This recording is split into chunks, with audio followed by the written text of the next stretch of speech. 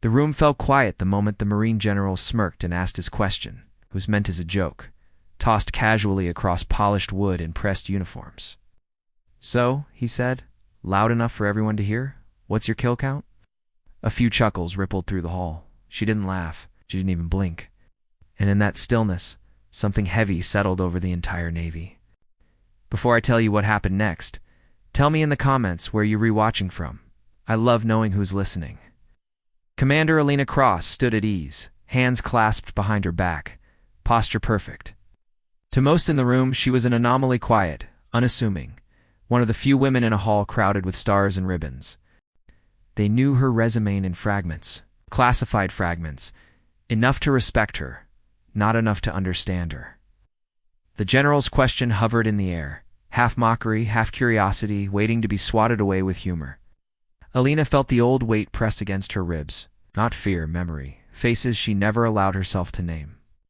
Missions that ended in silence and long flights home. She had learned long ago that numbers reduced human cost into something manageable, bland, deeply dishonest. Another part knew this was a moment that mattered. The room watched her closely now. Officers leaned forward. Someone cleared their throat.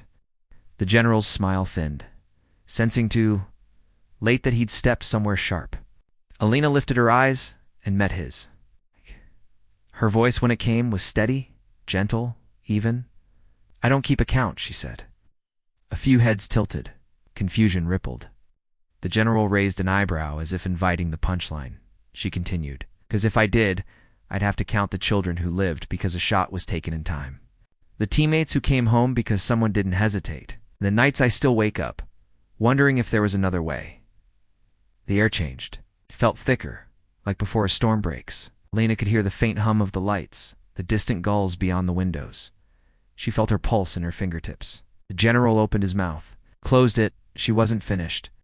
"I was trained to protect life," Alina said quietly. "Sometimes that means taking it. That's not a number you joke about. That's a burden you carry." Silence swallowed the room whole. No murmurs, no shifting chairs, just stillness raw and unguarded. The joke had dissolved, replaced by something far more uncomfortable. Truth. Alina thought of her first deployment. How she'd scrubbed them raw, trying to wash away a feeling that didn't have a name. She thought of the medic who squeezed her shoulder once and said nothing. She'd needed that silence more than any words. Across the table, a young lieutenant swallowed hard. Another officer nodded once, slowly, as if recognizing a truth he'd never articulated. The general finally straightened. The confidence that had carried his question now felt misplaced. "Commander," he said, voice lower, "you're right. It wasn't an apology exactly. But it was close. And in that room it mattered. What followed wasn't applause. It was something better. Respect turned the hard way. Conversations resumed, but softer now, more careful. Alina remained standing, calm as ever, though her chest felt tight. She hadn't planned to say any of it. It had simply been time. Later, as the meeting adjourned, a senior admiral approached her. "Thank you," he said, "for reminding us." Alina nodded. She stepped outside into the open air, breathing deeply as the sun dipped toward the horizon. The past didn't vanish. It never did. But moments like this, moments of honesty, made the weight easier to carry. Because courage isn't measured in numbers. It's measured in restraint, in responsibility, in the willingness to tell the truth when silence would be easier. And as the evening light washed the base in gold, Alina walked on steady, unseen, unbroken, knowing that sometimes the most powerful shot is the one you never fire. If this story made you pause, made you think, or made you feel something real, share your thoughts below.